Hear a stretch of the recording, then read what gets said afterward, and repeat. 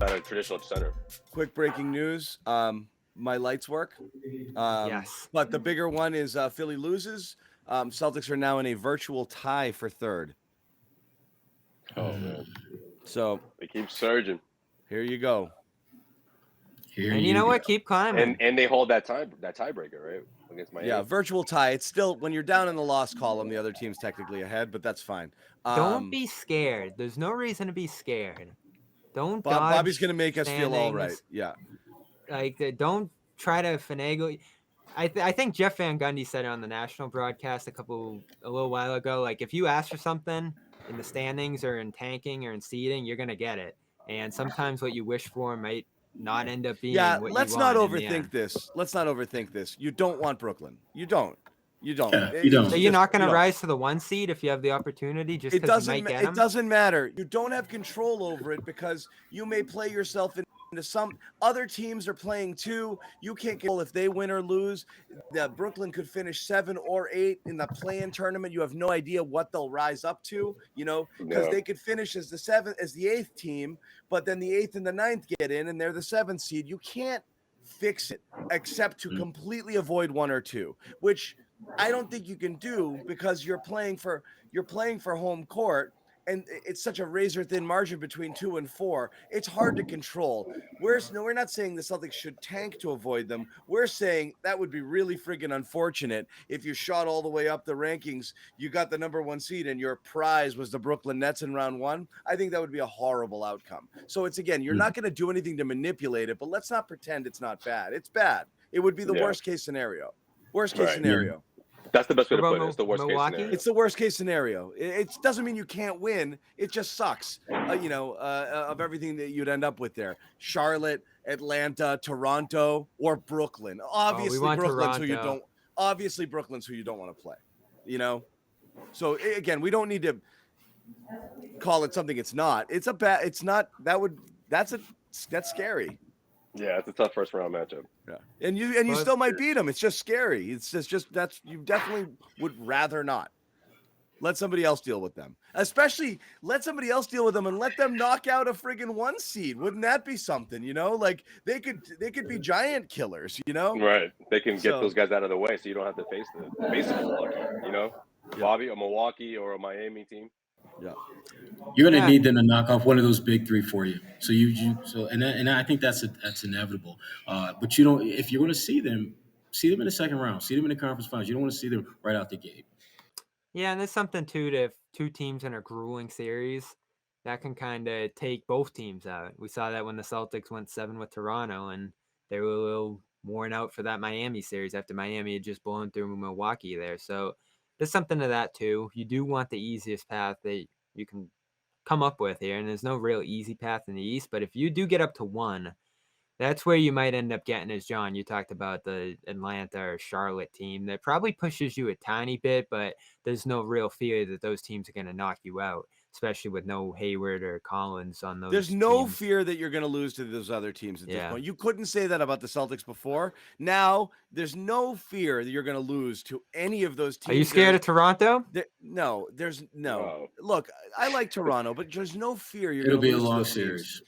It'll be but a series. There is a We're not gonna legitimate just show fear up. you could lose to Brooklyn. It doesn't mean you will. Right. People, guys, it's two different things here. We're not saying Brooklyn will beat the Celtics definitely. Of just all the possible first-round opponents, if you were seeded 1 or 2, that would be the one you don't want. That's it. But it'd be so captivating for our It'd purposes. be fun. It's great theater. Yeah. Oh, my God. We'd have 7 fun games right away. Oh, it'd be so fun. And New York City, easy jump down there. Other reasons, but anyway, the team again, you can't control want. it. You might end up second, and that's that. And that's that. It's that tight right now. And what's Philly got Miami next? Yeah. And you're right. You're so right, John, in that with everything moving around, you really can't avoid things anyway. Yeah, you're just gonna play in a very narrow circumstance. So what you want to do is rise as high as you can.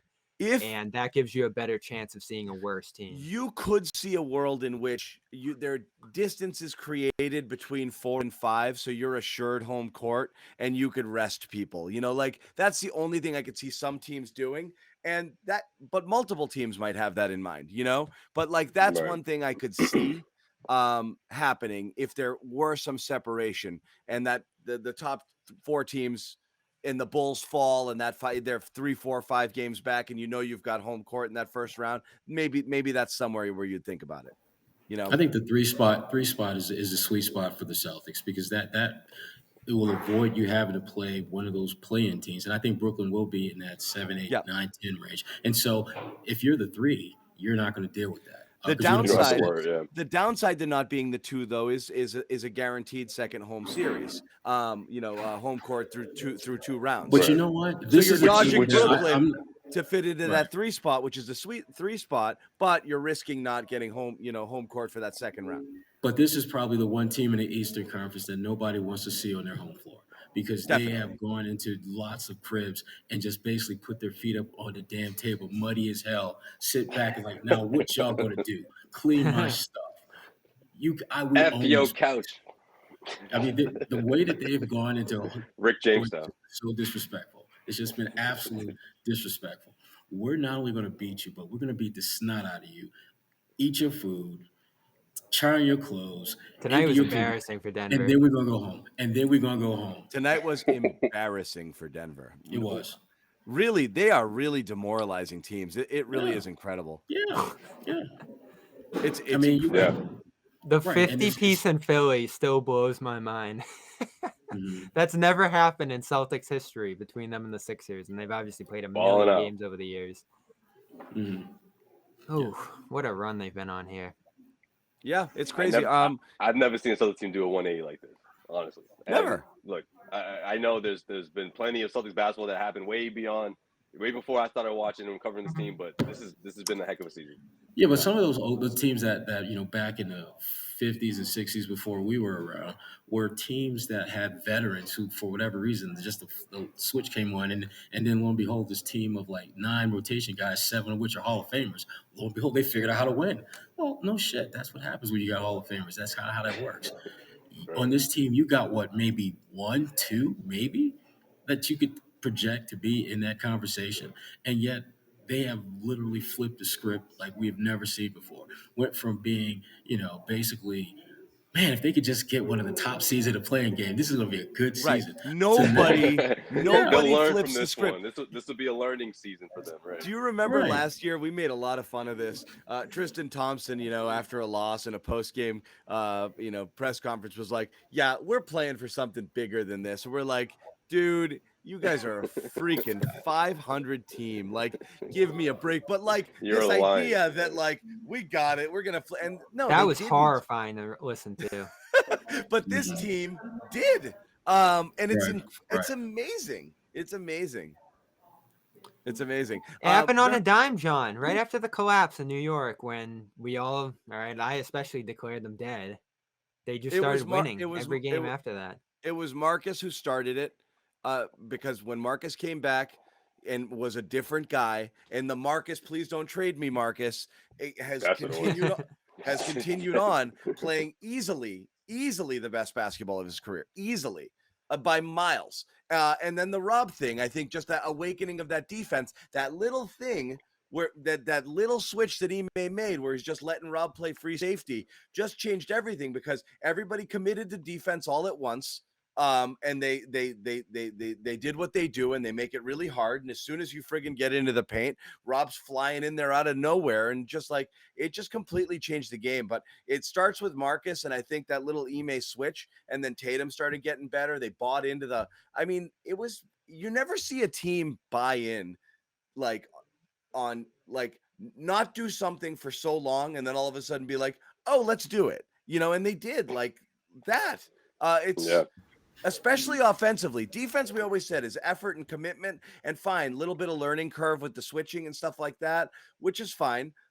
You could see that, but offensively, it didn't look like this team was going to be able to figure it out. That's what I'm blown away by. Yeah. Right. And typically when you see teams make that transition, it's usually because someone was injected into the conversation, like a Kevin Garnett. Right. Where everything changes. But there was no KG in the building for this transformation. It's just like they literally figured this shit out. This is eventually. why this is why Ime, to me, I saw betting odds recently had Ime as 5th. Ime is by far the coach of the year. I think I'm taking that. it's insane that there's a Give me that conversation money. had. Right. It's insane to me. That because how, as you just said, Sherrod, and that's what made me think about it. It wasn't an injection of like they got this stud at the trade deadline or something happened. Finally, they just started listening to the coach who'd been telling them to do this from the He had beginning a of the plan year, and he implemented it. and Yeah. he Right. did it. And And he never switched up either. and he didn't switch it, and then they did it, and they're like, "Oh, that thing he was telling us to do worked." And then they felt good about themselves, and then they kept doing it. Now they're playing with this swag now. Totally different team, complete identity makeover, just because they finally started doing what Ime told them to do. So to me, it's a you know, And systems. The systems that are in slam place, dunk. they're his. Yeah, slam Well, dunk. for most of these awards, it's always what have you done for me lately? And when you look at the coaches who we talked about all season, they're starting to slip. They're starting to slip. They're falling to the back of the pack. Whatever they were doing is not working nearly as effective now as it was back in November and December. And that's in Ime's favor because clearly what he was preaching then is now starting to be activated. You're seeing it from not just Tatum and Brown, but all the way down to Peyton Pritchard, who is a very different player now than he was like a month ago. Very different. And even though when you talk to him, he gives that real, I'm confident as hell in my game. His play did not reflect that. He was passing up shots. He looked nervous when he did take shots. His defense, it is what it is. But his effort, I think, is much better at that end of the floor. But his overall growth has been so obvious and poignant. And they need that if they're going to be successful and make that deep playoff run.